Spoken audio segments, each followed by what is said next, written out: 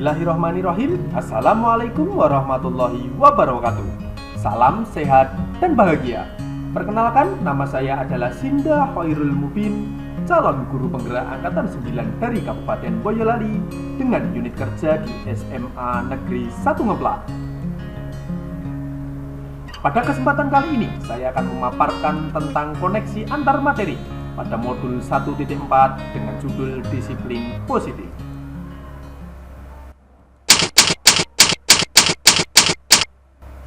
Kesimpulan mengenai peran saya dalam menciptakan budaya disiplin di sekolah antara lain, yang pertama, terkait dengan disiplin positif.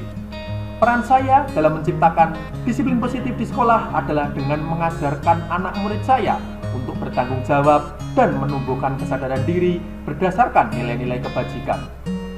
Serta saya dapat membuat murid memahami serta menyadari bahwa disiplin positif itu berdasarkan motivasi internal, bukan akibat paksaan, ujian, ataupun hukuman.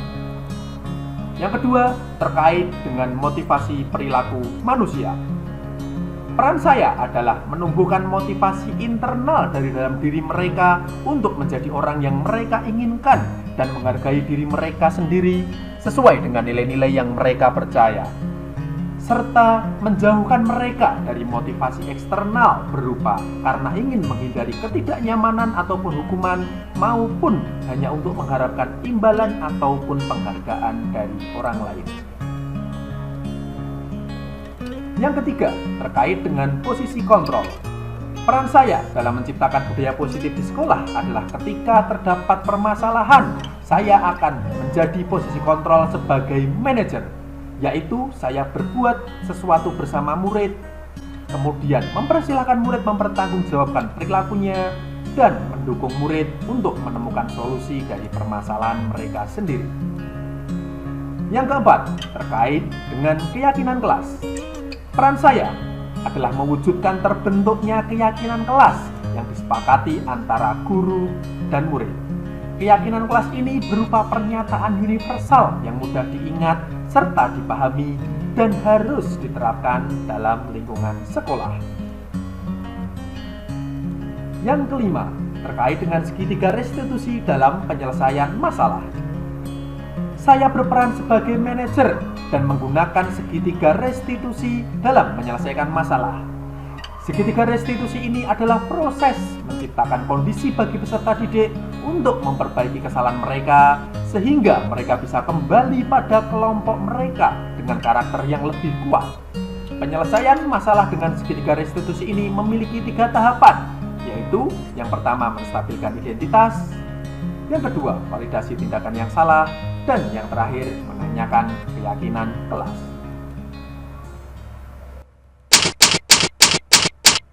Berikutnya, apa keterkaitan budaya positif dengan materi yang telah dipelajari sebelumnya? Mari kita simak. Keterkaitan antara budaya positif dengan filosofi Ki Hajar Dewantara, dengan nilai dan peran guru penggerak, serta dengan visi guru penggerak adalah sebagai berikut. Yang pertama, saya akan membahas keterkaitan budaya positif dengan filosofi Ki Hajar Dewantara. Keterkaitannya adalah dengan menjalankan budaya positif di sekolah, maka akan lebih mudah untuk mencapai proses pendidikan serta pembelajaran yang sesuai dengan filosofi Ki Hajar Dewantara, yaitu pendidikan yang berpihak pada murid serta harus bisa menuntun tumbuh kembang murid sesuai dengan kodrat alam dan kodrat zamannya. Yang kedua, keterkaitan budaya positif dengan nilai dan peran guru penggerak adalah sebagai berikut. Budaya positif di sekolah dapat terwujud jika seorang guru tersebut memiliki nilai guru penggerak di dalam dirinya, yaitu berpihak pada murid, mandiri, reflektif, kolaboratif, dan inovatif. Peran guru penggerak juga tidak kalah penting dalam menggerakkan komunitas praktisi serta untuk mendorong kolaborasi di sekolah untuk mewujudkan budaya disiplin positif. Dan yang terakhir, keterkaitan antara budaya positif dengan visi guru penggerak adalah salah satu visi guru penggerak adalah bagaimana bisa mengusung suatu perubahan Perubahan yang dimaksud di sini adalah perubahan disiplin positif yang ada di sekolah. Nah, untuk mewujudkan visi ini, seorang guru penggerak tersebut harus membuat prakarsa perubahan yang sesuai dengan dimensi pada profil pelajar Pancasila.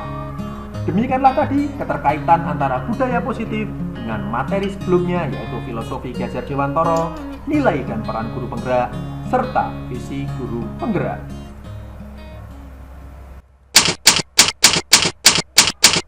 Berikutnya, kita akan masuk ke dalam refleksi.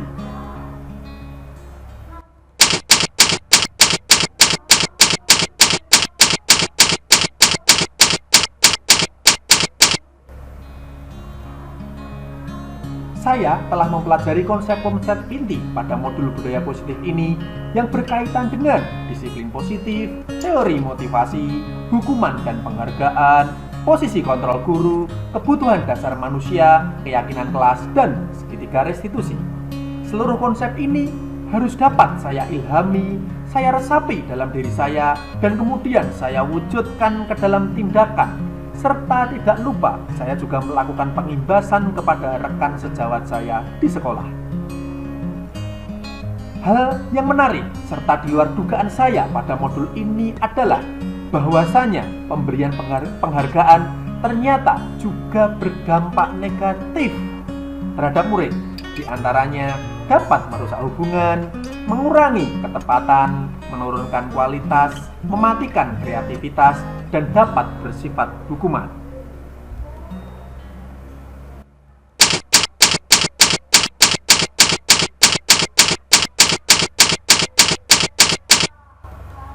Perubahan yang terjadi pada cara berpikir saya adalah saya menyadari bahwa pada mulanya saya selalu bertindak sebagai posisi kontrol, yaitu pemberi hukuman.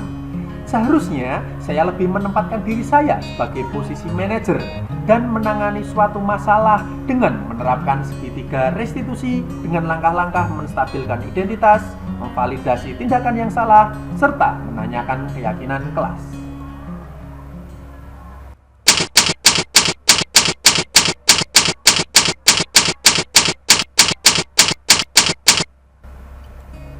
Pengalaman yang pernah saya alami terkait penerapan konsep-konsep inti pada modul budaya disiplin positif ini di kelas adalah di mana saya bersama anak-anak membentuk keyakinan murid bersama, keyakinan kelas bersama, lengkap dengan konsekuensi logis yang harus diterima jika melanggar keyakinan kelas tersebut. Keyakinan tersebut antara lain adalah piket kebersihan 7K setiap Rabu pagi membersihkan lingkungan sekolah. Jika tidak piket, maka konsekuensi logis yang harus diterimanya adalah dengan membersihkan kamar mandi. Selain itu juga, saya juga membentuk kesepakatan kelas, yaitu menjalankan ibadah sholat berjamaah di sekolah dalam satu kloter. Dan jika tidak bisa menjalankan, maka konsekuensinya adalah menghitung hasil infak pada hari tersebut. Dan lain sebagainya kesepakatan kelas yang saya bentuk bersama dengan murid saya.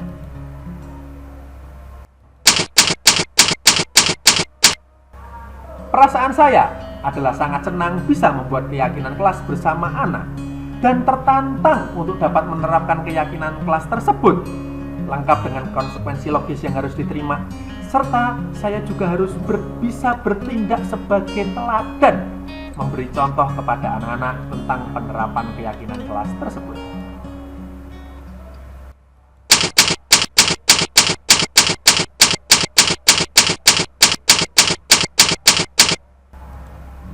Hal yang menurut saya sudah baik adalah anak-anak sudah mulai terbiasa dan sudah nampak tumbuh motivasi internal dari dalam diri mereka untuk dapat menjadi pribadi yang sesuai dengan nilai-nilai yang mereka pahami, bukan lagi karena menghindari ketidaknyamanan ataupun hukuman serta ingin mendapat penghargaan dari orang lain. Sedangkan hal yang perlu diperbaiki adalah masih terdapat anak-anak yang melaksanakan kesepakatan kelas tersebut karena motivasinya untuk menghindari hukuman.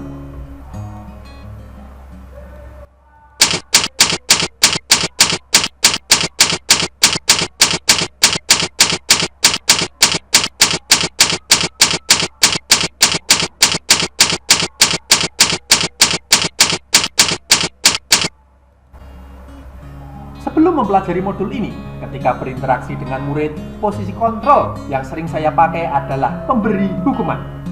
Perasaan saya pada saat itu adalah saya merasa khawatir jikalau murid saya menjadi seorang yang temperamen ataupun menjadi seorang yang pendendam terhadap saya karena hukuman yang saya berikan. Kemudian, setelah mempelajari modul ini, posisi yang saya pakai adalah sebagai manajer. Perasaan saya setelah memposisikan diri sebagai manajer adalah saya merasa senang dan bisa bersama-sama dengan murid mencari solusi dari permasalahan yang ada.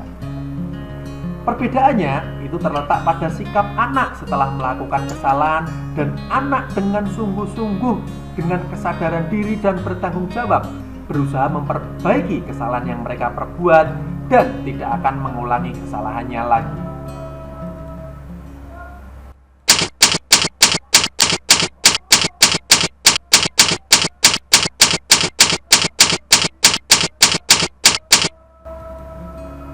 Sebelum mempelajari modul ini, mungkin saya sudah pernah menerapkan segitiga restitusi, tapi tidak secara utuh dan menyeluruh melalui ketiga tahapannya.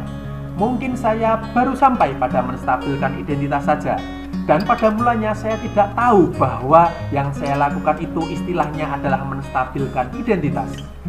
Pada waktu itu saya hanya menguatkan anak bahwa saya dulu juga pernah berbuat hal yang serupa sewaktu saya masih menjadi murid.